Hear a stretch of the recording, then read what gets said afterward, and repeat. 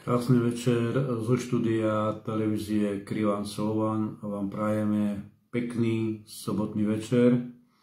A v tomto živom vysielaní po každom poďakovať za dôveru, za poskytovanie, povedanie príspevkov, ktoré by ste chceli v relácii pri živých vysielaniach počuť v rámci televízie Krivan Slovan.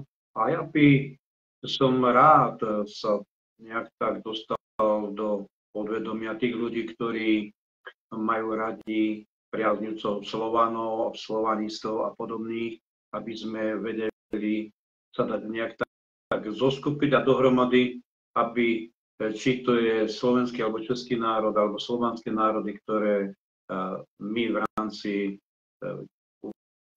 demokracie podporujeme a chceme, aby sme dosiahli túto konfederáciu slovanských národov a aby sme viedli povedanie so Západom veľký boj o prežitie, je nám nadostať známe. Vieme, čo sa deje na Slovensku okolo vlády, vieme, čo sa deje v zahraničí, aké majú odkazy v rámci ekonomického diania, vieme aj, čo sa deje v Ázii jedno s druhým, ale podstata veci, mali by sme vedieť, čo sa deje na Slovensku a to je základom toho všetkého. To, čo všetko povedanie spolarizovaný národ slovenský má, je nám túto chvíľu na obťaž, ale veríme tomu, že tieto poznatky, ktoré povedanie ľudia, ktorí budú aj v tomto vysielaní, by mohli byť, ak nám to bude dopustené, určite áno, lebo tiež sa vrátim trošku naspäť. Denne sme vám posielali určité videá, ktoré ste žiadali teraz z Prievidze, či z Martina, alebo povedanie zo slovenských miest, kde boli protesty progresívneho Slovenska. A ja by som rád pozdravil pána Benčíka, že mu ešte zatiaľ to funguje, že nám tie videá mažú každý boží deň a my ich musíme obnovovať, ale vieme sa dostať cestou určite pri televízii Krivan Slovan. Možno nebudeme v budúcnosti takto fungovať, ako fungujeme prípadne dneska, ale budeme fungovať na základe televízie, kde máme platený kanál a pôjdeme cez YouTube kanál, kde tieto videá ešte môžete si pozrieť na, opäť hovorím, na YouTube kanály televízie Krivan Slovan. Sú tam všetky tie videá, ktoré sme tam v posledné obdobie zaradili, tak nie je problém a preto my by sme boli veľmi radi, keby ste aj ako odberatelia sa tam prihlásili a presunuli sa povedanie zo Slovana ľudovej vlády, kde sme živé vysielania dávali a podstatou veci, aby ste mali prehľad o tom, čo Slovan televízia bude robiť, sa dozviete aj na webovej stránke Slovana Kriváňa televízie. Jednoznačne si to môžete tam pozrieť, aký program máme a ako by sme mali fungovať. Ja by som sa vrátil späť na Slovensko, lebo mňa vždy zaujímalo Slovenská republika. Zaujímajú ma ľudia, ktorí žijú v chudobe, ľudia, ktorí niečo dosiahli alebo odpracovali dlhé roky pre toto zriadenie a žijú dneska na úrovni chudoby a veľkej chudoby. A ja by som chcel vyzvať tento národ, aby sa v týchto veciach sa dokázal spojiť, lebo to, čo chystá Európska komisia, som mal dneska príkladom toho všetkého, sme dávali príspevok na Slovan ľudovú vládu a podstata veci bola tam, že Európska komisia, ktorá schválila po 20. januári, schválila povedanie tú chrobač, ktorú, alebo takéto zvieratka, ktoré sa nachádzajú v chlebe, ktoré sa nachádzajú v rožkoch alebo ďalších potravinách, povedaní boli schválené po 20. januári, aby sa prevádzali do všetkých potravinárskych sektorov na Slovensku.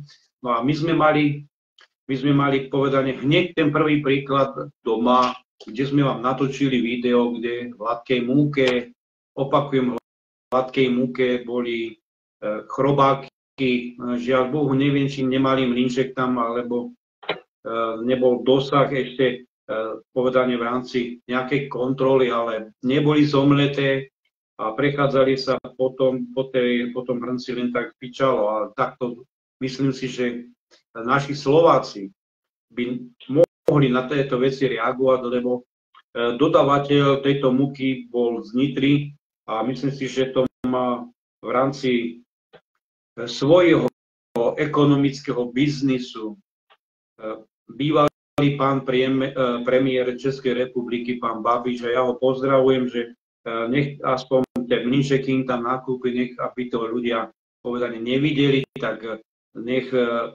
sa o to postará, aby to malo aspoň nejakú úroveň. Ale preto znova je odkaz, že títo bastardi, ktorí sú v tom špinovom biznise zapletení, sú stále v tom istom povedane kotli, ako aj predtým boli, len sa tvária ako majstri sveta, že ich sa to netýka, oni to nerobia, ale oni sú podriadení tomu všetkému.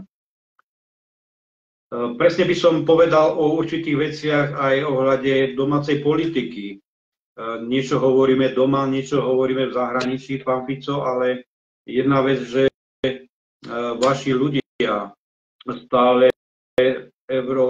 ako europoslanci stále hlasujú za tie zákony, čo povedané fašistická predsednička je a eurokomisárka v jednom mene Ursula von der Leyen vám dá zákony a vy ich jednoznačne schvaľujete.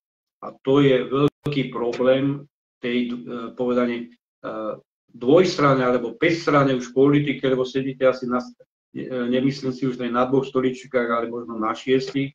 Ja viem, že určité veci chcete posunúť dopredu, ale určité veci sa posunúť nedali, lebo keď ste v rámci lumpovania niekoľko 10 ročí robili, tak malo to pre vás veľký význam, ale pre národ určite nie.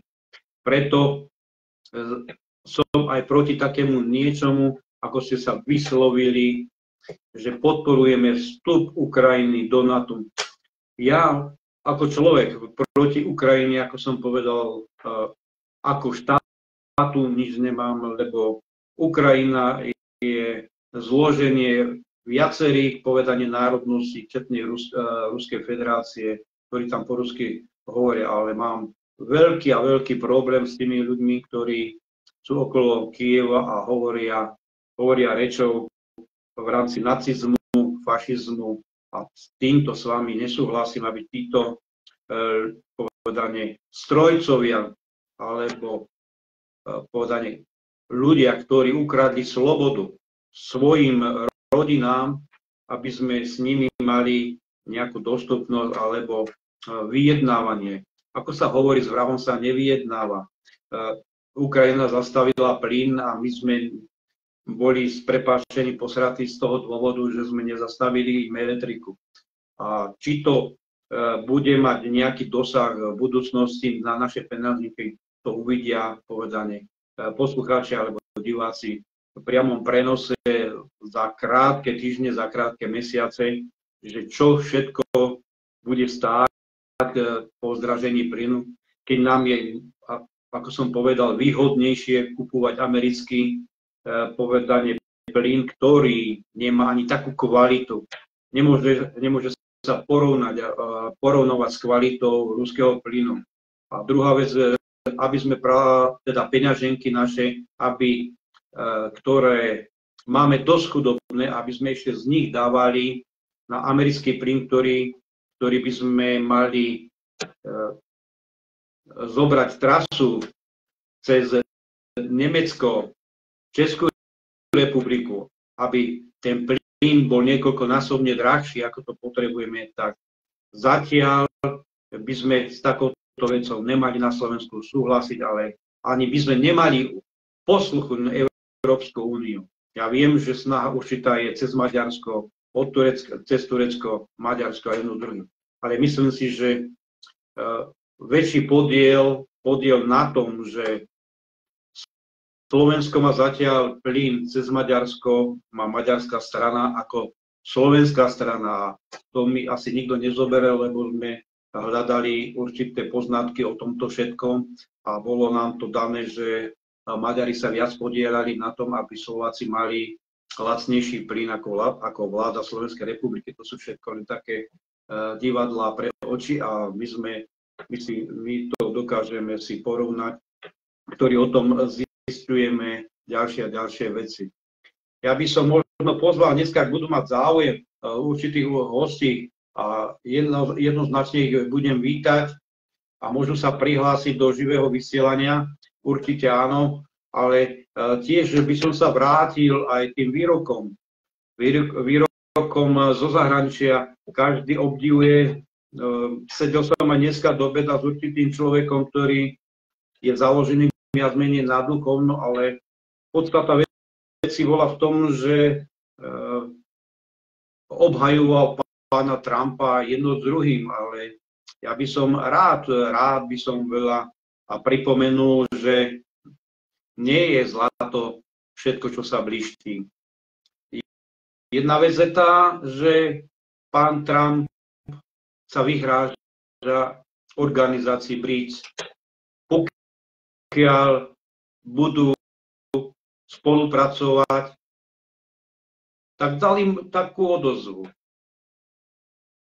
Budú zbavení trhu, teda amerického trhu, určite nie európskeho, možno nejakého anglického, lebo Angličania majú veľký dosah, veľmi veľký dosah na to, ako Američania pracujú, ale určite znova sa Európa bude ocitať v určitej ekonomickej izolácii. Tie veci, ktoré sa vyhráža nejakou sadzbou dane, to by bolo to minimum, čo by urobil. Ale určite, ako privoláva všetky veľké firmy do Ameriky, aby sa dialo opäť, alebo opakovalo opäť to, čo bolo pred x rokmi, tak nie je to dobrý výsledok americkej spolupráce voči Európe a voči ostatným svetovým krajinám. Vieme, na akom princípe pracovali predtým, ako ničili národy. A myslím, že dneska, aj keď mier je trocha nám naklonený, verme tomu, že mier je voči Slovensku trocha naklonený, nemusí byť v rámci ekonomického hľadiska, lebo veľký dosah Američania majú na Európsku úniu. A to je obrovský problém. Pre nás dobre to vieme, že je to obrovský problém. Teraz by sme hľadali cestu von z tejto Európskej únie, aby sme sa zachránili. Vždy som povedal, cesta Európskej únie bola najväčším omylom po 89. roku. A ako z nej von? Ako z nej von môžeme získať len slobodu, ktorú pod touto zložkou, alebo pod touto organizáciou, pokiaľ Slovensko bude, nikdy nebudeme mať. Lebo bola založená na inom princípe a dopadlo to tak, ako to dopadlo. A verme tomu, že postupnosti Fica alebo ďalších budú jednoznačne v rámci ľudovej vlády budú chcieť, aby ten dosah Európska únia v budúcnosti na Slovensko nemala. Opakujem, dosah, ktorý by Európska únia na Slovensko nemala. Myslím si to isté aj o českej vláde. Ale Slováci musia začať rozmýšľať aj s Čechmi, ako sa z Európskej únie dostať. Vítam svojho priateľa Janka z Českej republiky, ktorý v týchto živých vysielaniach na televízie Kriváň pôsobí. A verme tomu, že v nasledovných dňoch bude dohoda taká, že budeme s každým jednotlivcom už cez štúdio vysielať jeho predsavzatia v rámci Českej republiky a ďalších hostí Slovenskej republiky, ktorých si budeme pozývať povedať tu do tohto štúdia presne na plac alebo v živých vysielaniach, takisto, ktorí sa tu nebudú môcť dostaviť.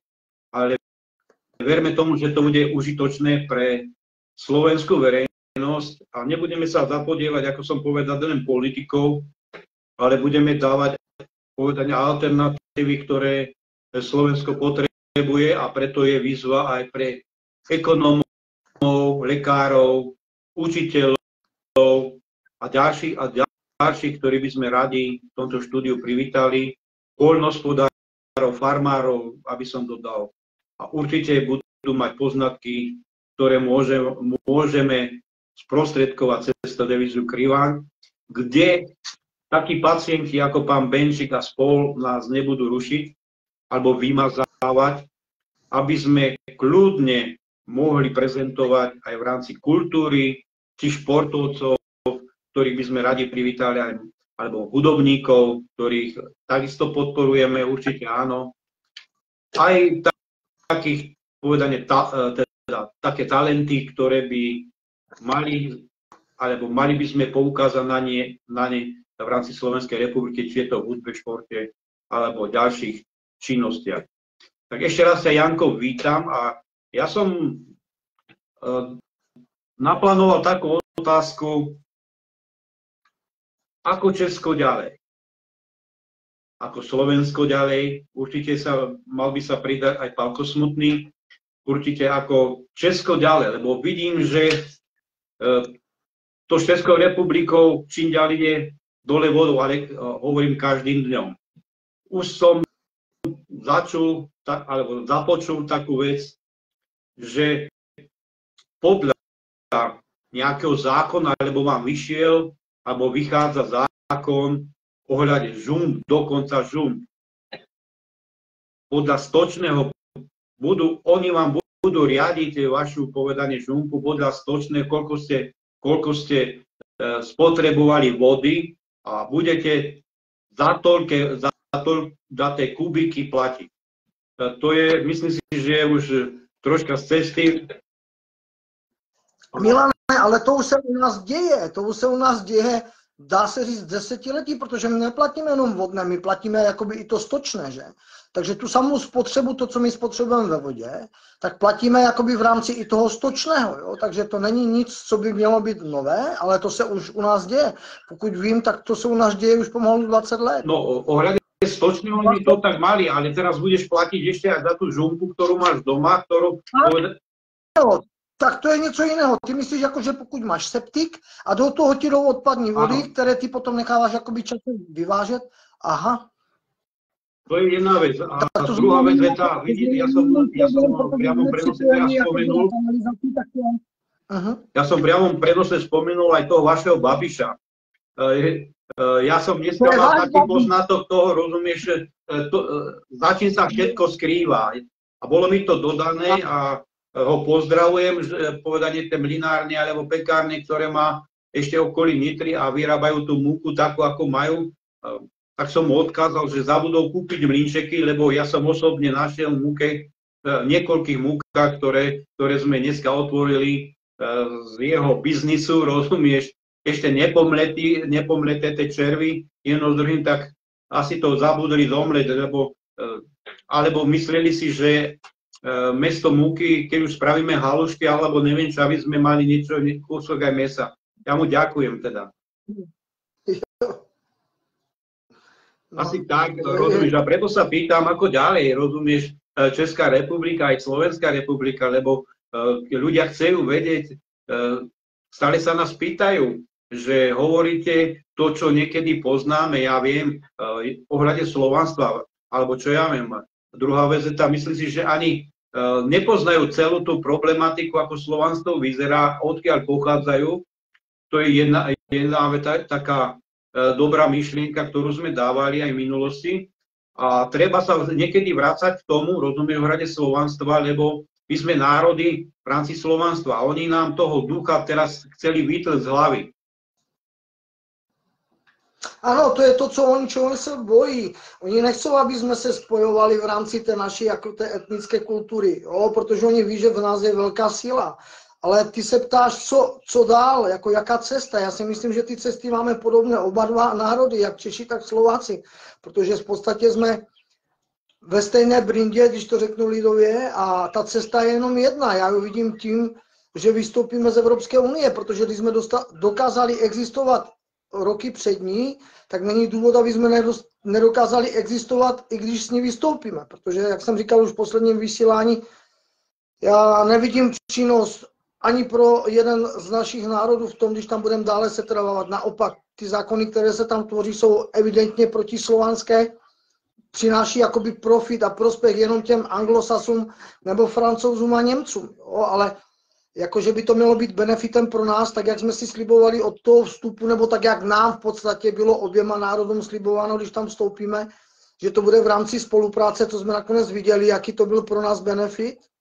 Takže to už je ale potom na občanech každého toho daného státu, jestli budou chtít spolupráci vzájemnou, tím, že si budeme nějakým způsobem oba národy nápomocní, a to neříkám jako, že nutně, že se musíme znovu spojovat do nějaké pospolitosti anebo nějakého státu, to už je potom na vůli lidí, ale říkám, jednoznačně vystoupit z Evropské unie ven, protože do budoucna to nevěští vůbec nic dobrého a vidíme to sami. Oni se teďka jakoby snaží přibrat další státy, jako je Rumunsko, Bulharsko, já nevím co všechno, nebo který ještě další, ale to je jenom účel, protože oni vidí, že za ty roky, co tam jsme, nás v podstatě vysáli a už tady jakoby není z čeho brát, tak oni potřebují další vazaly. Jo? A to je přesně to, já si myslím, že to je krátkozrakost i těch dalších slovanských států, které jsem teďka jmenoval, že nedohlíží to, co se vlastně jakoby stalo nám, a to by se mohli poučit, aniž by tu chybu museli opakovat tak, jako jsme ji udělali my. Že? Presne tak, jedná sa o tie slovanské národy a preto výzva znova odkazujeme všetkým slovanským národom, ktoré by mali záujem na spoluprácu so Slovenskom a Českou republikou. Určite môžu aj na naše adresy volať, není problém, lebo my sme zastancami toho, poviem otvorene, sme podpísali deklaráciu, ktorú ti ukážem, keď prídeš do štúdia. A je to deklarácia troch národov, srbského, slovenského a českého. Je podpísaná deklarácia Slovanov. A tohto sa Západ veľmi toho bál, že sme spojili tri prúty. Oni se vždycky báli, jestli víš, Milane, v historii, protože jakoby vznikem našeho státu, kde jsme existovali společně, tak tady byla hodně živá ta myšlenka panslovanismu. Že? A já neříkám, že by se to mělo znovu jakoby oprašovat, ale to je jediná vidina toho, protože ty naše slovanské národy vždycky stály na těch základech vzájemné spolupráce a máme k sobě blíž jak po té genetické stránce, tak i po tom myšlení, protože jsme si opravdu hodně podobní a vždycky to pro nás bylo profitem, ať už za Rakouska, Uherska, potom i jakoby po tom rozdělení, když se rozpadlo Rakousko-Uhersko po první světové válce, to samé se potom dělo i jakoby za první republiky. A ta spolupráce potom byla třeba i po konci té druhé světové války, kdy jsme si jakože vzájemně pomáhali, vycházeli jsme si vstříc, že? To myslím si, že tak ako to hovoríš, ty, Janko, rozumieš, že ja tiež inú cestu nepoznám. Nejde to teraz o nejakom spájaní Česka a Slovenska, ale ide to, aby jeden národ stál vedľa druhého a si pomáhal. Len tak budeme silnejší. A keď ich budeme tie národy na seba naberať, dokážeme sa vyvlieť z tej Európskej únie a to je ten základ. Ale to musia základ pochopiť aj povedane českí občania a slovenskí občania, že pracujeme na takomto povedane mite a ideme touto cestou, slovanskou cestou.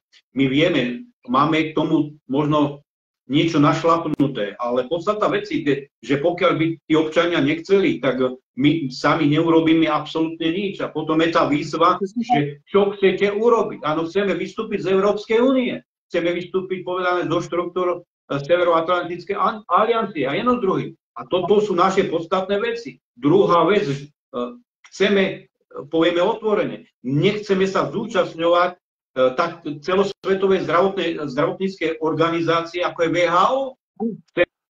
Chceme zrušiť tieto všetky zmluvy z VHO, aby nemalo dosah.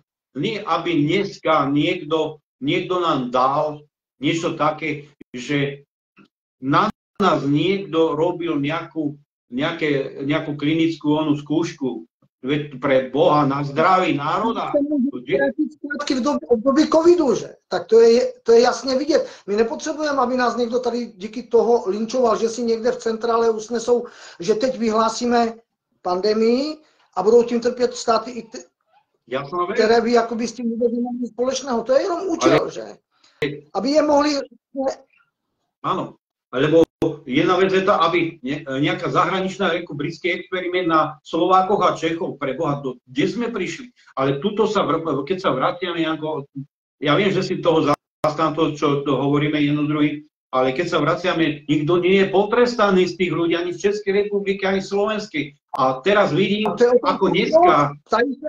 Proč nikdo není potrestaný, proč nejsou na nich zodpovědnosti, protože to jsou evidentně zločiny proti lidskosti, které se nepromlčují. Jo? Tady je evidentní, že se hraje na čas a čeká se, až všichni ti viníci nějakým způsobem odejdou na pravdu boží a pak už nikdo nebude stíhat, ale k tomu by vůbec nemělo dojít, protože jedna věc, lidi by se měli zajímat o ty prvky moci výkonné a moci soudní, jakým způsobem to teda pracuje, když tady ta jakoby v uvozovkách spravedlnost není ani na jedné straně, ani u vás, ani u nás. Tak je tady něco sakramensky špatně v zemi koruny české i v zemi koruny slovenské. Jo? A tady by se lidi měli ptát, kdo tam sedí na těch postech, proč se to neděje, když už dávno ve světě vycházejí ven ty studie a všechny ty proklamace, které už za doby vzniku covidu říkali, že to je špatná cesta a že to je v podstatě jenom vymyšlená pandemie, aby mohli oni zrealizovat to, co chtěli.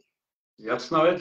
No preto ľudia mi dávajú otázku, že či nehovoríme aj o pánovi u nás generálnom prokurátorovi Marošovi Žilinkovi, ktorý, ako sa hovorí, dozrel čas, aby na takéto veci sa dokázal pozrieť a nemal zviazané ruky, aby tí ľudia boli potrestaní. Teraz hovoríme o tom, že na Slovensku sa tiež teraz v poslednom čase udiali veci ohľadne tých Majdanov, čo sme hovorili. Ja som rád, že nejakého Gruzínca, ktorý na Slovensku bol ako pôsobil ako ukrajinská rozviedka a že je vyhostený. Ale prečo je jeden vyhostený, prečo nie je potrestaný? Jedna věc, tady by měly nastoupit ty prvky, protože to je evidentní rozvrat republiky. Rozumíš, tady byl vyvoláván puč a kdyby se to dělo ze strany občana Slovenské republiky, tak už dávno sedí a je odsouzený za vlastizradu. Ale jak to, že to nechodí tím samým způsobem? Jak to, že ti lidi, kteří to tady vyvolali, nejsou zháni z odpovědnosti, měli by tady souzení, měli si to tady odsedět a následně potom měli být vyhoštěni, deportovaní tam, odkud přišli, nebo tam těm, kdo je platil. Ale to je přesně o tom. Lidi by se měli zajímat, jak je to možné, že se to děje. Jak fungují ty struktury té ochrany toho státu. Ať je to policie, ať je to u vás prokuratura, ať to jsou soudy, ať to jsou kontrarozvědky. Oni o těch věcech museli vědět dávno dopředu, protože to nejsou věci, které by se ušily ze dne na den. Jak je to možné? Takže jediné, co mě napadá, neparticipují na tom oni také? Jasné. Určite áno, lebo a ešte by som ako k tomu dodal, aby ľudia vedeli na Slovensku, že s takýmto majdanistom, ktorý je známy, rozumieš, povedaný vo východnej Európe, ktorý to robí po týchto krajinách, robili to v Gruzínsku, robí to na Ukrajine, robia to na Slovensku, pripravujú to v Rumunsku a ďalej, rozumieš, a spolupracujú Slováci. Ja chcem vyzvať Slovákov, či neodsúdia Martina Poliačika a pani Dubačov, ktorí sú Slováci a oni nie sú zaistení. Prakticky oni by mali byť trestnoprávno zodpovední za toto niečo. Áno. A toto je ten problém. A presne sa to opakuje či v Českej republike, alebo na Slovensku. Áno, to má stejný scénář všude. To jsou lidi placení těmi, kteří vlastně osnují ty změny a v tom zájmu oni vlastně dělají v té gesci. Ty noty jsou stejné, že? Áno, a teraz sa dostaneme do polohy, keď nemáme tu vytvorený, povedané, právny štát, ako sa môžeme posunúť ďalej. Toto je ten obrovský problém, lebo to je základ vytvoriť právny štát, aby sme povedané, ale vytvoriť k tomu zákony, ktoré sú pre ľudí, ale nie pre takýchto darebákov, ktorí sú v politike. Přesně, že tady se teďka vytvářejí na obou stranách zákony, které jsou jenom pro korporátní, ne pro lidi. Že? V zájmu, aby hlavně utahuje se to, aby lidi měli co nejmenší dosah, aby nedokázali ovlivnit nic, to, co se děje jako ve tvorbě zákonů. To je i ten účel, proč oni vlastně udělali to, že dneska má problém dostat se jakoby u vás do vlády, tak samo u nás vysokoškolsky nevzdělaný člověk. A to je přesně ta chyba, protože to, že má člověk vysokoškolský titul, ještě není garancí toho, že ten člověk je jakoby po morální stránce bezvadný, a tak samo ještě to není garance toho, že ten intelekt, tak jak jako mu garantuje ten vysokoškolský titul, že je taky takový, jak by měl být. Já vždycky říkám, lepší je zdravý selský rozum, než 2 tituly o ničem. Určite, Janko, áno, lebo ako si povedal si to veľmi dobre, rozumieš, že ešte neznamená, keď má niekto vysokú školu, že má rozum. Tak. A to je... To akorát znamená to, že si ho ten systém naformatoval a vlastně připravil ho na to, co po něm oni budou očekávat, aby šel v tom, tak jak to je v té linii, že? Protože to jsou vlastně v podstatě jakoby ten, kdo si udělá to vysokoškolské vzdělání, a teďka to řeknu obecně, tak v podstatě, ať je to jakékoliv odvětví, tak si ho vlastně v té škole naformatují, aby on byl schopen nějakým způsobem zaujmout ten post v tom rezortu. Že? A to je přesně ono, protože oni chystají ty osnovy, oni určují ty metodiky, podle kterých se bude dělat, a to je to, do čeho normální člověk nevidí, protože tady je teďka hlavně problém v tom, že se upravují neustále ty metodiky, protože se všechno mění. Vidíme, že jediná jistota v tom režimu a v tom systému, v kterém se nachází oba dva naše státy, se neustále vyvíjí. A to jsou novely vedle novel. Jo? Tak jak jsi to říkal posledně, my máme i vy tolik zákonů, že už se v tom ani, když to řeknu lidově, svině nevyzná, protože když si necháš udělat posudek jakože právní na nějakou věc a oslovíš 3 advokáty nebo 3 právníky, tak máš 4 nebo 5 posudků, protože oni dneska to právo nemluví jasně, striktně, tak jak by to mělo být, aby z toho bylo zřejmé. Ano, je to tak a toho se budeme držet. Naopak, dneska tam je tolik obezliček, protože oni, když vymyslí zákon, tak už na něho mají další 3 cesty, jak ho obejít. Áno, presne sa to si dobre povedal. Presne sa to deje u nás v Slovenskej národnej rade. Urobia 70 zákonov nových, neviem kvôli čomu, lebo to už tých zákonov bolo toľko, že už bude zákon aj na metlu, ale k tomu dajú ešte ďalších, ktoré oni prerábajú zákony, ešte nejaké dodatky, a tých je 90. Tak vytvoria zákon a ešte k tomu dajú dodatok, ktorých je v množstve 90, tak tomu nerozumím. To už je špatné, že? Už jenom tady toto, co jste řekl, je špatné. Zákon má být jeden, má být zřejmý, jasný a nemá dovolovat, aby tam byl dvojaký možný výklad. Nedej bože trojí, jo? Má být jasný. Tak by byl srozumitelný každému normálně myslícímu občanovi, že? Jasné. Teraz, Janko, vráťme sa tomu, ako ďalej. Ako ďalej? My vieme, ako ďalej. Len tá podpora toho národa nie je taká. A preto tá výzva pre ten slovenský a český národ musí byť zreteľná. Ak chceme to, čo hovoríme, zmeniť právny štát, ak chceme zmeniť po ekonomickej stránke obidve republiky, musíme si vysúkať rukavy veľmi vysoko.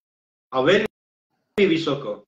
A počúvam určité veci a správy, ktoré mi prichádzajú tak možno ako aj tebe, o zlatom veku, o takom veku. A každý si myslí, že keď prichádza zlatý vek, že nebude musieť robiť. No, já to vnímám tak samo, jak ty, Milane. Chci říct, navážu na to teďka krátce a pustím tě dál, protože vím, že chceš ještě k tomu něco říct. Ale já to vidím tak, my jsme ten svůj zlatý věk pohřbili, protože těch 30 let, v podstatě nebo de facto 35 let, co tady jsme od té změny, která přišla v tom listopadu, tak jsme měli našlapnuto moc dobře, oba dva národy, tak jak jsme žili v tom státě, i když jsme se rozdělili, protože ty hodnoty tady byly vybudovány historicky. A to bylo to, čeho my jsme si nevážili a bohužel jsme si to nechali ukrást. My jsme se mohli mít doslova, jak se řekne lidově, a omlouvám se za to přirovnání, jak ty prasata v žitě, ale bohužel tady ty kormidla drželi špatní lidé. Protože tak, jak jsme měli nastavený důchodový systém, všechno to, co tady fungovalo to desetiletí, zdravotní systém, všecko, to bylo to, co nám jakoby z toho venku záviděli a to bylo to, proč ti anglosasové to potřebovali zničit, protože když se jakoby otevíral ten trh a my jsme se dostali ven a kdyby jejich lidi jakoby záhy pochopili, jak jsme si tady žili, v podstatě, když to řeknu, jakože v zoologické zahradě, my jsme akorát byli kryti před tím západem, aby to tady nemohlo, což byla dle mého názoru velká chyba, že se to neuvolnilo ještě předtím, jakoby před tou změnou toho systému, aby ti lidi viděli, že tak, jak si mysleli, že na tom západě je všechno ze zlata, že tam padají pečeněné holuby do huby, takže to vůbec není pravda, že to je všechno postavené jakoby na té bublině toho dluhu těch bank. Ti lidi ano, oni si kupovali třeba co 3 roky nový vůz, ale taky už potom nikdo neviděl, že ty rodiny žili jakoby furt jenom v hypotékách a v dluzích, celý život v podstatě. Jo. A když to my jsme tady měli svoje jisté, my jsme si odpracovali 8 hodin, pak jsme si měli svoje volné aktivity, družili jsme se, chodili jsme pomáhat, když se stavěli, u nás se stavělo plno staveb akcí Z, že? Takže své pomoci si lidi stavěli domy, chodili si vzájemně pomáhat a to nebyly ani rodiny. Jo. Ale takhle to tady fungovalo a to je to, co všechno nám jakoby bylo zničeno. Takže já si myslím, že ten náš první zlatý věk, který jsme mohli mít po tom roce 90, bohužel ten jsme si nechali rozkrást. Teď je otázka, jaký zlatý věk by teda měl přijít z toho, když teďka v podstatě nic nemáme, všechno to, co bylo kdysi naše rodinné stříbro, ať na Slovensku nebo v Česku, je rozprodáno, rozkradeno, tak se ptám, jaký zlatý věk? To jako čekají, že my opět začneme budovat, vybudujeme něco, postavíme to a oni opět přijdou a udělají to, co udělali? Já si myslím, že tady je jen jedna jediná možnost, protože lidi by si měli vzít ten svůj rozum do hrsti a měli by si uvědomit to, že žádný politik v životě nebude kopat za ně. Protože politika je o jednom. Není to o lidech, ale je to o politikaření, když to řeknu lidově, protože vždycky jsou tady nějaké nadnárodní zájmy. A to je to, čeho bychom se měli do budoucna vyvarovat, protože ano, to je velký základ. Jsme byli pod vlivem jakoby v rámci toho RVHP té Moskvy, protože to byla jakoby centrála. My bychom se měli udělat sami pro sebe.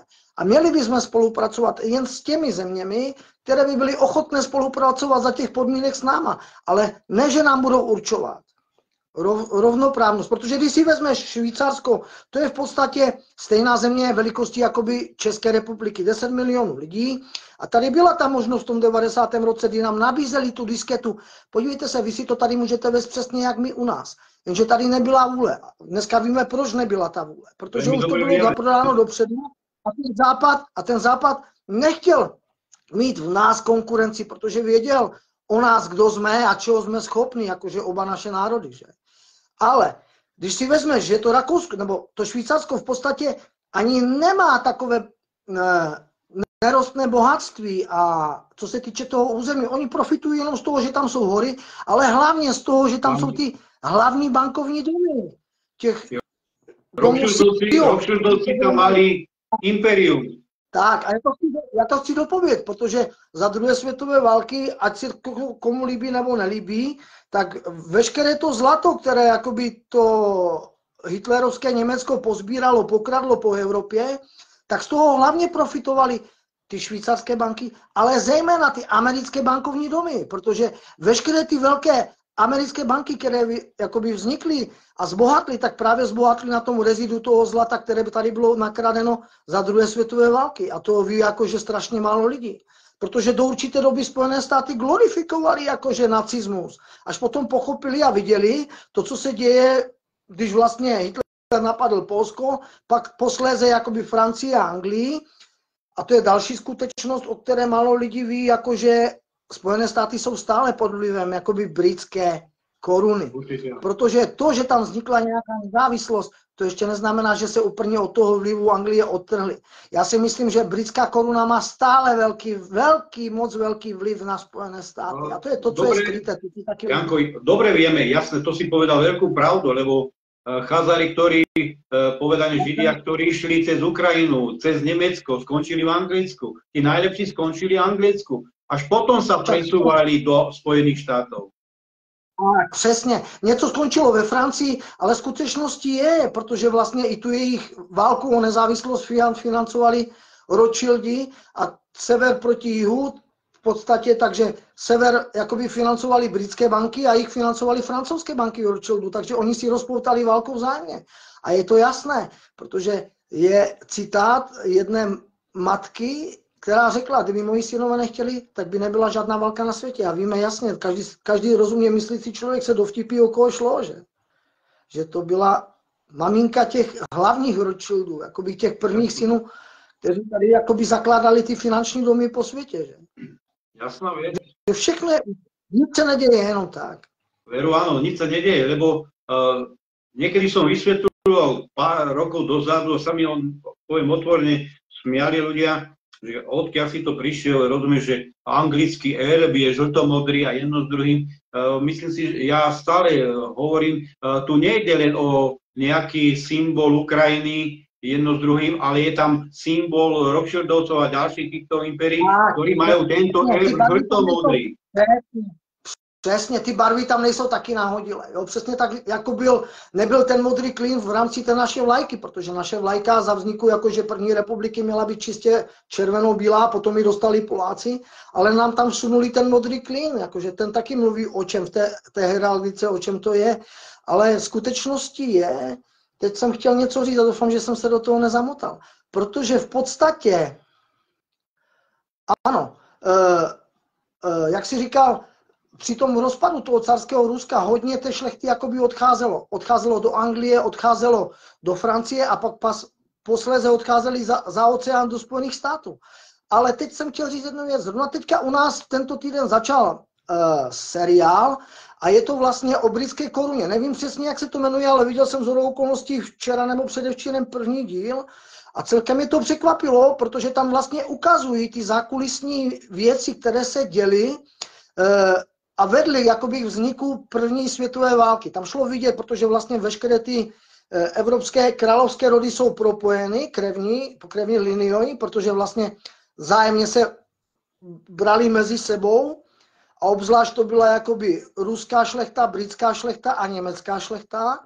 A tam úplně krásně ukazují, protože věci, které my jsme jakoby tušili, nebo ti, co četli nějakou literaturu, ke které se dostali a byly jakoby popsané fakta, jaké animozity tam mezi těma šlechtickýma rodama byly, tak opravdu mě překvapilo, že tam ty fakta jsou zapracované. Jo? A to v rámci jakoby německá šlechta, a to byl jakoby německý císař versus britská koruna a carské Rusko. Protože to byly jakoby tři ty hlavní stěžejní velmoci, které tady v rámci Evropy byly.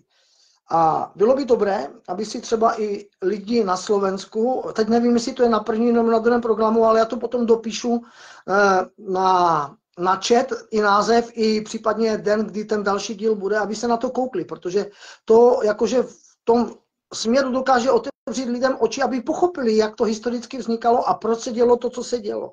Že to byly hlavně ty animozity, kdy usilovali ty šlechtické evropské rody o sféru vlivu a dělo se to a v rámci, protože oni byli pokrevně spjati, byli to de facto jakoby bratranci, jak si dokázali vzájemně škodit. Jasná vec. No a teraz je situácia v Českej republike a na Slovensku taká, aká je. A stále hovoríme, vraciame sa trošku do tej histórie, aby sme poukázali na to, a to je práve ten odkaz, ako ísť ďalej dopredu Česko a Slovensko. Aby sme pozvali... No přesně, protože poznali tú históriu a sa jej vyvarovali.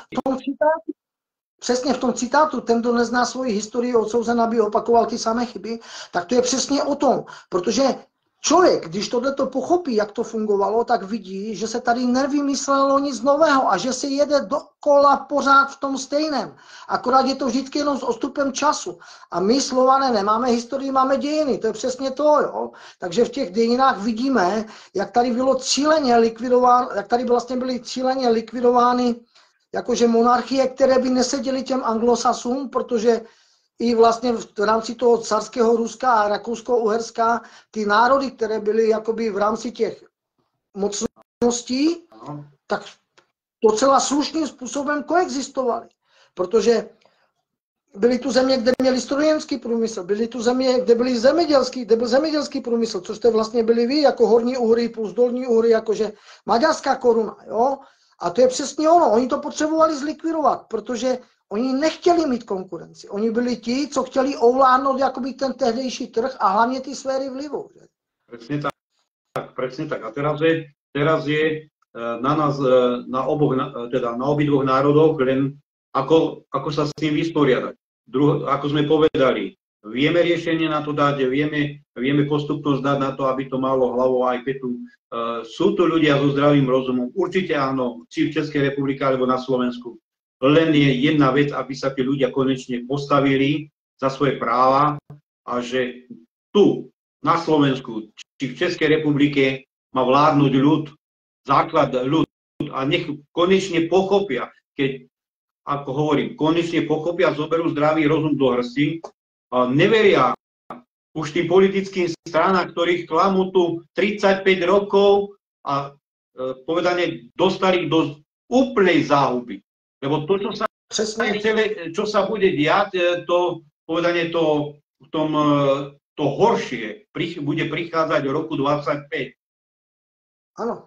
Budú prichádzať, povedanie, smrť rodinných príslušníkov, kamarátov, jedno z druhých, ktorí nemali tú možnosť, možno vedomosti na to, alebo nebolo im dopriate a budeme sa pozerať na to, čo sa deje a budeme si hovoriť, že to má tak byť. Nie, tak to nemalo byť. Tí ľudia, ktorí budú zomierať, majú byť medzi nami. Tak, Milane, nikto nie je se... potrestaný. Opakujeme, to sme na začiatku. A lidi by se měli ptát, jak je to možné, že se tvoří zákony o nás, bez nás. Jak to, že ti, kteří my jim dáváme každé volby jakoby tu moc, aby nás zastupovali, už se nás potom neptají. A to je to, co já říkám, protože ten systém, tak jak je tady nastavený, je špatný, tak je třeba, aby se tam dostali jenom ti lidi a bylo jich tam jenom tolik, kolik jich ten stát v podstatě potřebuje. A hlavně veškeré změny se budou dít v rámci referenda, kdy si lidi budou sami určovat, jaký zákon budou chtít změnit a co budou chtít změnit. A hlavně s tím ne jakože negativním dopadem na nás, ale naopak pozitivním, protože zatím to, co oni vymýšlí, tak má všechno negativní dopad na lidi. A teď je rozumné se ptát, jak je to možné, tak jakože my je volíme proto, aby oni tam byli pro naše blaho, ale děje se opak, tak tady je něco špatně, ne? Jak je to možné? My je platíme. Oni mají poslouchat nás a ne tam nějaké cizáky z Bruselu nebo z Ameriky, nebo když to teďka řeknu z Ruské federace. My si máme určovat noty a psát si je sami. Protože my víme, co je pro nás nejlepší. My nepotřebujeme, aby nám někdo z Evropské unie vykládal, co je pro nás dobré a co je pro nás špatné. My to víme i bez nich. Určite, my to věděli vždy. Áno, Janko, určite áno. Toto je obrovská pravda. Za týmto cieľom ideme aj my. A my v rámci aj Slova na národnom snemu, kde pôsobím, ale televízia bola založená na základe toho všetko, aby sme šírili ďalšie tieto vedomosti ďalej a ďalej. Jenže ta politika je právě, Milane, postavená tak, aby tomu ten normální člověk, řadový občan nerozuměl. A oni vedou moudré chýry, tak jak se u vás hovorí. A přesně to je to, protože tomu málo kdo rozumí, těch jejím úředním floskulím a já nevím čo všemu. Přitom politika by měla být tak jednoduchá a srozumitelná každému, aby chápal i ten poslední člověk v té poslední dědině, třeba na východním Slovensku příkladně. Určitě. Ale to se tak neděje. No. A to je přesně ono. To je to samé, jak si, abych dal jenom ten příměr, aby to lidi pochopili, proč vlastně jakoby to soudnictví, advokacie a soudy používají tu latinu. No, to samé i lékaři, aby tomu běžný člověk nerozuměl. Protože tam je potom ta možnost toho manévrování a řeknu by té fabulace, toho lhaní neomezeně velká. Protože kdo z běžných lidí rozumí latině? A nebo úřednímu jazyku? Tohle to všecko vlastně, to je sofistikovaná záležitost. A vlastně už za dob Říma existovali takzvaní sofisté a oni vzdělávali dětičky těch bohatých, jakoby těch bohatých Římanů a vedli je jakoby do těch budoucích politických postů. A přesně o tom to bylo. To bylo to umění té retoriky, té mluvy. Ta taky nebyla dopřána každému a přesně o tom to je. Jenže lidi by měli posuzovat skutky a ne slova. To ještě neznamená to, že člověk umí krásně květnatě mluvit a dokáže být jakoby charismatický, že to myslí jako se všema dobře. Naopak právě ti charismatičtí lidé a ti, co dokáží hovořit, jsou ti největší skrytí sociopati. Presne tak. A ešte som sa chcel spýtať, Janko, takto dostal som takisto informáciu z Českej republiky. Určite to bude zasa výmysel Bruselu, ktorý chce dať do placu zákon povedane pre takých, ako sme my, že natočíš video, podáš ľuďom nejaké fotografie, podáš, neviem, nejaké informácie a sudca alebo prokurátor ťa odsúdi do väzby bez toho, aby si niekde išiel, tak toto je už totálny fašizmus. No to ano, protože tím ti vlastně odepřou jakoby tu svobodnou možnost se vyjádřit ke všemu, protože ty máš právo prezentovat své myšlenky, ty máš právo prezentovat své názory a ty máš právo hlavně se podílet na té moci výkonné, což dneska jakoby pramálo lidí využívá, protože každý rozumně myslící člověk by měl využít to právo a jít jednou za čas do toho parlamentu a sednout si. A už jenom tím tlakem, že tam je, vyvinout na ty politiky a my chcem to, proč to děláte tak, jak to děláte, když to není v zájmu nás. Jo? To je přesně ono, protože oni už potom jenom v rámci toho, aby tě odsoudili, využijí ten videozáznam, který tam zůstane jakoby v těch datech uložený a ten soudce už potom nebude mít ani potřebu tě volat k tomu přelíčení, kdy tě bude chtít jakoby odsoudit. Oni řeknou, my to máme jasně na základě toho důkazu a další soudní řízení je jakoby nadbytečné, tak jak dneska vydávají trestní příkazy nebo trestní, že tě odsoudí samosoudce, tak tím samým způsobem tě pošlou do basy, že? No to je tá sloboda v rámci Európskej únie a v rámci anglosaského systému, o ktorú sme tak, ako sa hovorí, že tými kľúčami štrngali. Ano, to je to, čo nám tady chybělo. My za tú slobodu veľmi ďakujeme a my dúfajme, že im doprajeme obidva národy, či český aj slovenský, aby sa v tom uvarili sami. Lebo výzva znova pre Slovákov a Čechov. Ak chcete toto mať České a Slovenské republike teda,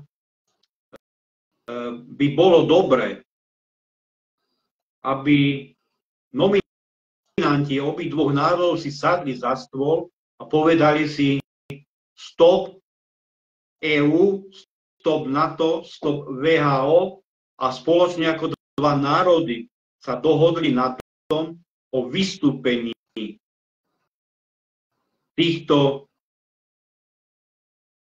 štruktúr. Nechcem teraz už zbytočne akože hovoriť nacistické, fašistické, ako to hovoria niekto, ale majú podobný charakter a nemôžeme ísť ďalej, aby sme sa nepohli, aby sme boli aj potravinovo sebestační, aby sme začali ten vývoj, ako sa hovorí, po svojom. Určite nechceme byť, rozumieš, možno aj ty máš taký názor, možno povieš ho. Ja mám svoj názor aj na určitú vec Brit a jedno druhým. Aby to nedopadlo, ako dopadli štruktúry Európskej únie. Aby to nedopadlo ako vojenský pakt. Já to myslím jednu věc, že i ten BRICS dneska vidíme, jakým způsobem to je koncipované a že v podstatě to má být jakoby ta druhá varianta, která je lidstvu jakoby teďka předložena jakoby volba. A nic dobrého pro normálního občana to není. Já říkám jednu věc, tady dochází akorát ke střídání katů a hlavy na špalku máme pořád všichni. Jo? Takže není to nic, co by přineslo jakoby to dobro těm normálním lidem. Je to jenom jakoby poskytnutá, tak, druhá cesta. Ale nic pro nás. Určite nebudú chcieť, aby sme boli rovní s rovným v rámci ekonomiky. A to je ten problém. A to sme teraz zažili povedanie na anglosaském systéme, alebo to povedanie veľkého kapitalizmu. A to my ozaj nepotrebujeme. My potrebujeme znova i to slovanskou cestou. Práve, že mám taký poznatok, že by sme mohli tú cestu akorát začať už šliapať, rozumieš, aby sme vytvorili minimálne tú Slovanskú konfederáciu a preto tá výzva pre tie národy, ktoré sme povedali, aby bola, aby sme v spolupráci s Ruskou federáciou, to určite áno, rozumieš, ale na základe rovný s rovným. Tak, presne. A toto je to je tá naša alternatíva, ktorá by mohla byť aj pre Slovensko, aj pre Česko. A jasná vec potom už, aby sme sa vrátili vnútornej politike, teda politike ekonomickej, či v rámci zdravotníctva a školstva, to už závisí na nás, ako si to urobíme. Ale nemôžu riadiť štát politické strany pre Pána Boha. Kde sme? Oni si vytvárajú v rámci SROčiek zákony, či sú to v snemovniach v Českej republike alebo v Národnej rade Slovenskej republike len pre seba. Nikdy životný zákon nebol pre občanov. Hlavně byla podmínka v 90. roce, kdy došlo jakoby k změně systému, že politické strany už nebudou vstupovat do moci výkonné, že?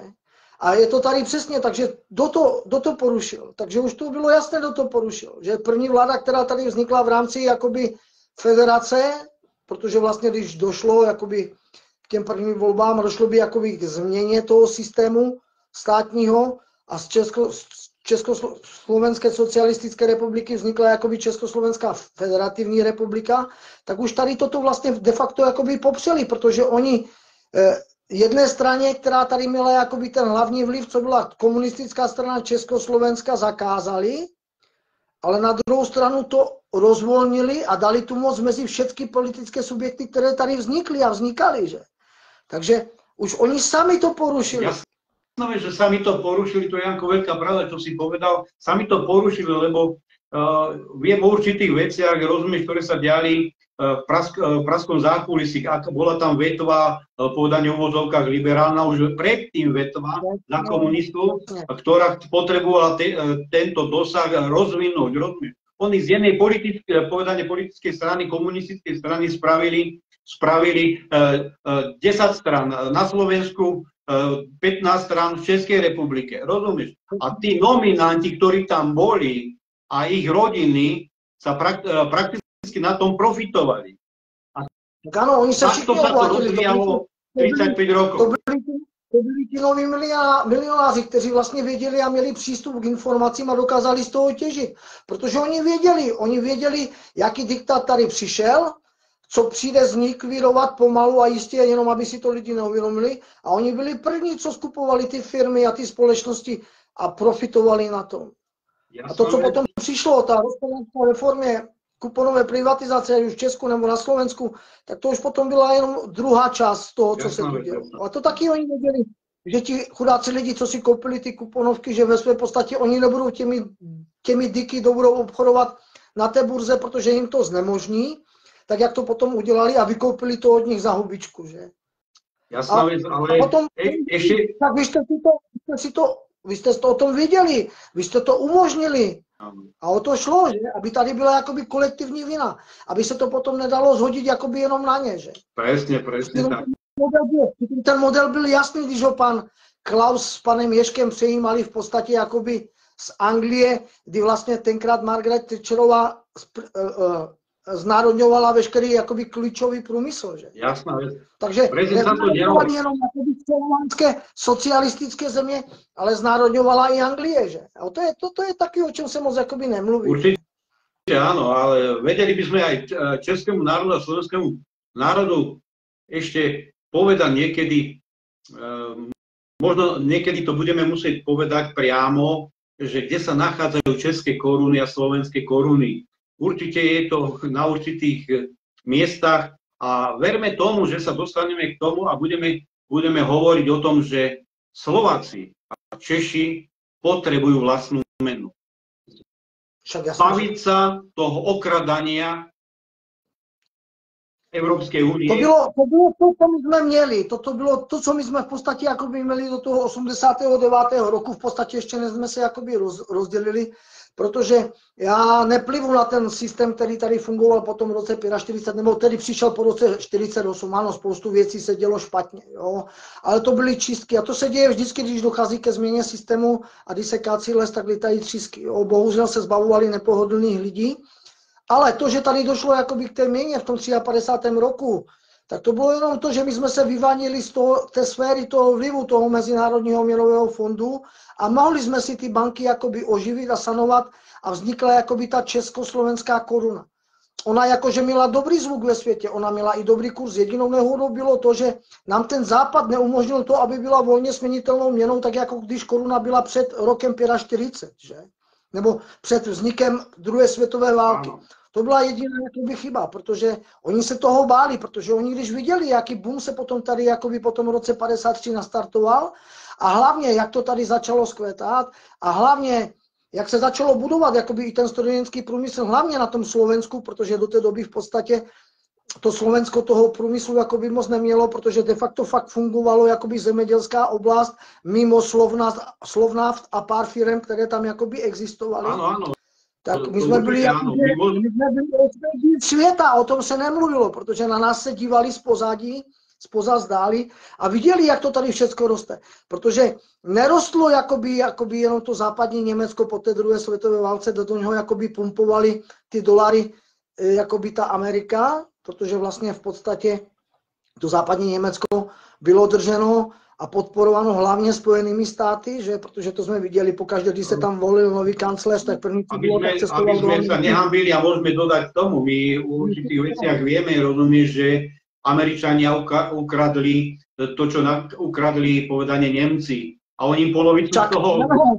To se dělo na obě strany, to v podstatě udělali jakoby i Rusi, ale to Rusko na to mělo právo, protože ona byla velmoc, která by jakože nesla na bedrech tu největší zátěž té druhé světové války, protože jich padlo jako nejvíc, to jsou nepopiratelná fakta, jo. A nebýt toho Ruska, tak spousta jakoby evropských zemí, jako je Francie a další jiné, nebudu jmenovat, každý soudný člověk si dokáže vybavit, které by neexistovaly, včetně nás, jo. Takže ano, války jsou vždycky dobyvačné, jestli si někdo myslí, ale oni se začínají z nějakého úmyslu a ty země, které by jakoby se vrání té agresi, tak když potom zvítězí, tak mají právo si na tom poraženém vzít zpátky to, co jim de facto jakoby bylo ukradeno a zničeno. A ty prohrané země by se potom měly podílet na té obnově těch dalších zemí. A to je to, co se v rámci jakoby těch válečných reparací u nás a u vás nedělo. Protože de facto my ještě nemáme ani jakoby v plné výši zaplacené reparace za první světovou válku a o druhé světové válce se bavit ani nebudu. Protože jenom to, co by nám Němci měli platit, tak je x desetiletí, kdyby oba naše národy nemuseli vůbec pracovat. Určitě, a to je to, co si lidi... Áno, a teraz to vidíme, kde to ty Němci dopracovali. Jenže se potom dělo to, jak je možné, že naše politické špičky, tenkrát ještě vlastně byl jakoby pan prezident Václav Havel, se dohodli s německou stranou, že jim někdo odpustí. Jak? Kdo jim na to dal mandát, aby rozhodovali o našich reparacích, kde tu pravomoc vzali? Jako, chápeš, Milane? Tady se taky udělalo spoustu špatných věcí, které by se měly anulovat. A já věřím tomu, že přijde čas a že oni se anulovat budou. Určitě ano. A dúfajme, že aj ešte sa dožijeme a budeme pri tom. Já tomu věřím, že jo. Určitě ano. Proto to tieto veci, ktoré sa udiali po 89. roku, ja som vyčítal určitých veciach, kde som pôsobil a zistoval som si pravdu aj nie vašom prezidentovi, našom ešte spoločnom prezidentovi Václavovi Havlovi. Víme, co to bylo za personu. Každý člověk trošku, co se zajímá, tak ví, co to byla rodina Havlů zač. A co byli, jakým způsobem spolupracovali, jakým způsobem dostali zaplacené od fašistického Německa, pak dostali zaplacené po konci války a pak to dostali ještě zpátky v restitucích, takže oni de facto dostali zaplaceno 3krát. Po třetí se jim vlastně ty majetky vrátily. kto by za také peniaze, za také milióny, rozumieš, sa ani tak nepodielal, ako sa podielal prezident Václav Havel, ale žiaľ, chvála Bohu, je to za nami a verme tomu, že naštartujeme Česko a Slovensko tým spôsobom, aby ľudia v rámci aj vzdelávania, v rámci poznatkov, v rámci aj televízie Kriváň Slován, rozumieš, dávali sme tieto informácie a dávali na vedomie, čo ich čaká a čo ich neminie, aby neboli ľahostajní k týmto našim výzvam a nejakým pripomienkam. Budeme viesť určité štúdium v ohľade určitých vecí v školstve, zdravotníctve, budeme to rozoberať postupne. A to je ten dosah, aby sme menili to vedomie obidvoch národov na základe týchto vecí, aby ten národ sa už nebal ani na jednej, ani na druhej strane, jedno s druhým, aby ten strach zahodil z tých pliec a povedal si, ja dneska môžem rozhodovať o veciach verejných. Strach, který by měli mít oba naše národy, je právě to, co jsi řekl, z té lhostejnosti a z toho potom, co přijde, co bude důsledek té lhostejnosti, protože my teďka vidíme po těch 35 letech, s čím jsme zkoušeni a co si zakoušíme, ale to je jenom heřmankový odvar, když to řeknu. Ono může být ještě hůř, pokud lidi budou lhostejní tomu, co se děje. Áno, základ, ako aj mne, moji starí rodičia prizvukovali, musíš mať silného ducha. Tak. Silného ducha a ísť za svojím cieľom. Mať vytýčenú cestu a keď budeš mať silného ducha, nikto ťa nepremôže. Tak, přesně o tom to, Milane, je. Nesmí to být drženo strachem, protože jedna věc, my jsme společenští tvorové, nejsme tu sami pro sebe. My jsme jak ty včely, jak když si vezmeš ten starý československý seriál, Tisícročná včela, o tom to je. Spousta lidem by to mělo jakože dojít, protože nejsme tu sami pro sebe, jsme tu jakoby pro tu naši společnost a neseme nějakou oběť. Už jenom tím, že tady jsme fyzicky a nějakým způsobem se projevujeme, tak si musíme být vědomi toho, že jsme se narodili a toho kostlivce máme všichni v sobě. A teď jenom otázka, když budeme odcházet, aby jsme sami ze sebe měli dobrý pocit, že jsme přispěli té společnosti něčím a ne, že jsme byli jenom ti, co byli lhostejní a pak se nás tady bude odcházet, ale velice špatně, protože si budeme vědomi toho, že jsme tady nechali v tom marazmu své děti. A to je velice špatně. A my jsme viděli v obou našich národech, že vždycky ti naši předkové dýchali pro tu budoucnost. A vždycky se jim snažili předat ze sebe to nejlepší. A to je to, co nám jako bylo sebráno tím školským systémem a bohužel, ať chcem nebo nechcem, a spíš si myslím, že to je jenom tím, že jsou lidi lhostejní, nám do těch dětí nalívají to, co nám nalívají a jak nám je degradují. Že? Určite áno, a preto potrebujeme, ako sme povedali, vedomie ľudí meniť, ale musíme ich meniť to vedomie už od detských rokov. Základ štepovať, že rodina je základnou bunkou spoločnosti, učiť ju. Nie ako anglosáci nám rozobrali rodinu, tým pádom rozobrali ducha rodiny. Áno, však áno. A tu je tá podstata veci, že teraz sa ľudia povedia, my to všetci vieme. My to všetci vieme, to je jedna vec.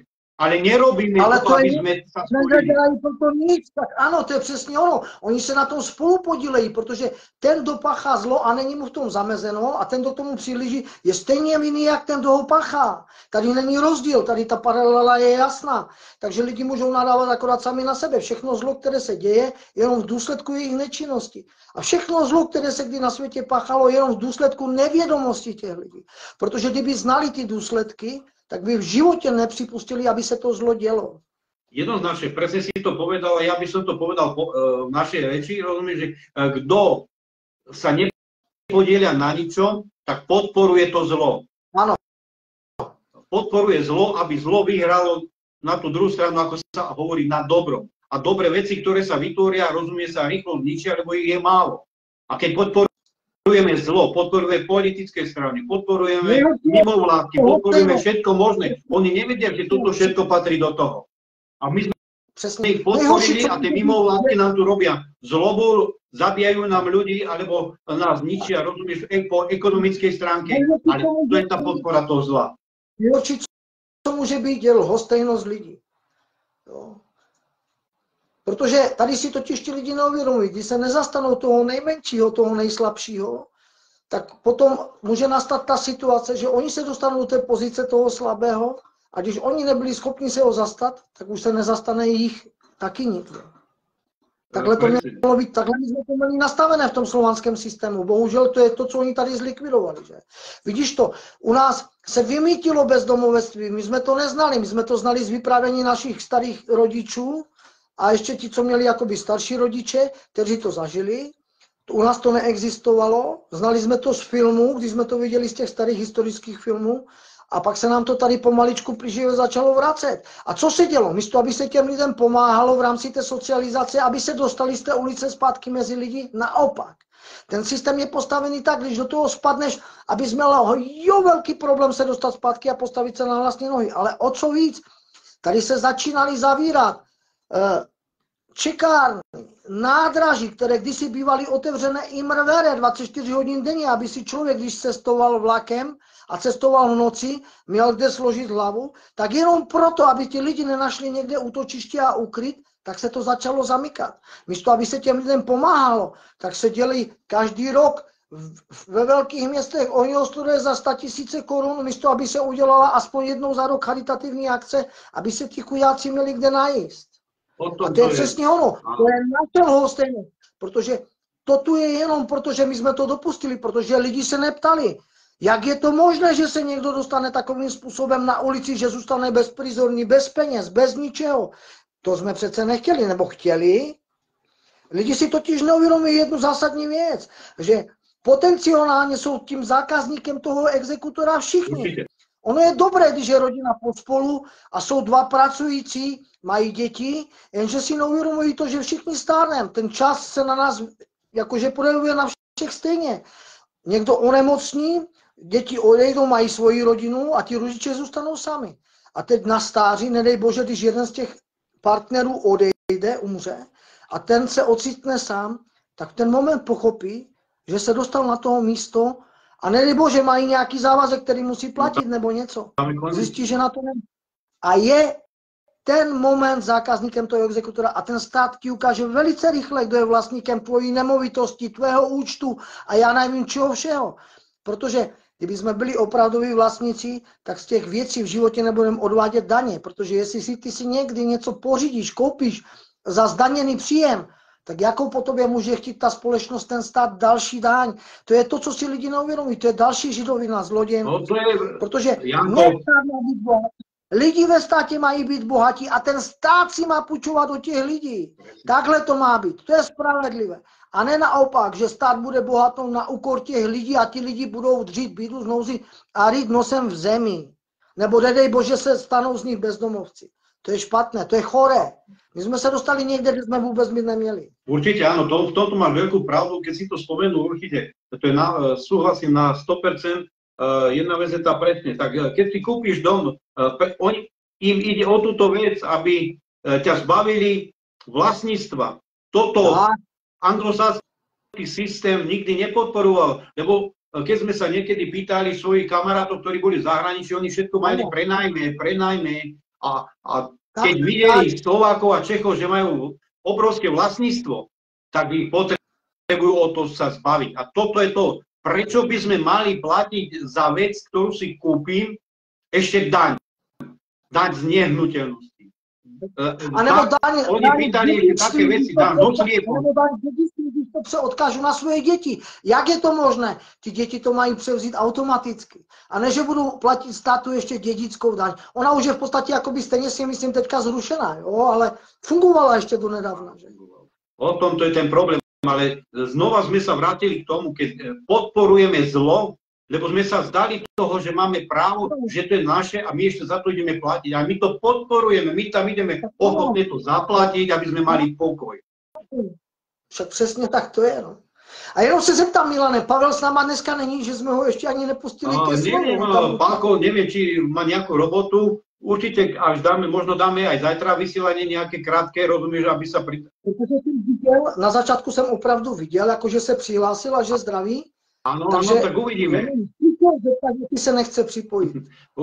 Nie, určite áno, tak ťažko niekoho nutiť niekde. Myslím si, že možno má robotu, lebo ja som s ním vyprával, že by sa pridal. základom je to, že niekedy dneska ideme ešte cez facebookové stránky, rozumieš, že ho nemusia pustiť, lebo je známy človek, nemusia ho pustiť do vysielania, povedane dajú mu, ja som mu dal pozvánku, dajú mu blog a jedno druhým. Oni to veľmi dobre vedia a robia to. Ja som dneska dal povedanie pozvánky 10 ľuďom, rozumieš, ale tu nie je o tom. My potrebujeme aj kompetentných ľudí na to, aby mohli hovoriť a to je základom pre televíziu Krivá Slovana. My môžeme tieto vysielania povedanie zvýšiť, dávať do týždňa niekoľkokrát, podľa toho, ako som povedal, že môžeme rozhovoriť. Se to do povědomí, že tu nějaká taková alternativa existuje, jakoby změny toho. Áno, presne o tom, že tá alternatíva je zdravého rozumu. To je jedna vec, že nejdeme cestou, že chceme nejaké funkcie, alebo čo ja viem čo, ale chceme pomôcť tomu, teda obom národom v rámci tej spolupráce, aby sme niečo dosiahli. A dosiahli to, že aby sme tú zmenu dosiahli. Nie, aby, ako oni tvrdia, keď niekto ide proti režimu, že je proti režimovi a musí do väzenia. To nie, ale chceme zmeniť politický systém. Či sa im to ľúbi, alebo nie. Dobre, ja by som... Ale ani Milane, ta změna režimu nemá být trestná. Tady jediné, co je trestné, co by mělo být trestným činem, tak to je jakoby proti republice, ne proti jakoby zřízení. To by mělo zůstat trestným, protože pokud tady chce jakoby někdo udělat zvrat, to je to, co mělo být teďka ten Majdan u vás. Toto by mělo být trestným činem. A ne to, že někdo chce změnu systému pokojným způsobem, protože to je špatné. Ale jestliže tady někdo je protistátní život, tak to je jiná věc. Tady se dějí protistátní akce, že? Ano, a to je něco jiného. My chceme jednoznačne, my bojujeme za národ, aby tento, teda obidva národy sa mali dobre, ten ľud, aby začal rozhodovať sám o sebe. Nie aby, ako sme povedali, stranická politika bola nad povedanie, nad rámec toho všetkého, lebo vieme, ako to dopadlo. Vieme, ako dopadlo, rozumieš, ohľade našej ústavy. My tu ideme niečo riešiť na Slovensku, keď povedanie Ficová vláda nemá záujem zmeniť povedanie odstavec 7, teda článok 7 odstavec 2, rozumieš? A toto je problém. A to sú nadnárodné spoločnosti, nadnárodná ona všetko. Čom, ako, ja sa ešte raz pýtam, jak je možné, že je niečo nadnárodné? Môže byť len národné. Přesně, přesně. Jak může být něco víc než národ? To je tady už jenom z podstaty toho slova, je jasné, o co tady jde. Určite áno, o tom to je. O tom to je. Presne sme tak dopadli, lebo musím sa troška vrátiť dozadu, Janko, rozumieš, že ohľade tých vecí, urobili to komunisti. Ak si pamätáš, rozumieš, podniky boli národné a to, k tomu sa musíme vrátiť, keď vytvoríme nejaký podnik, musí byť národný.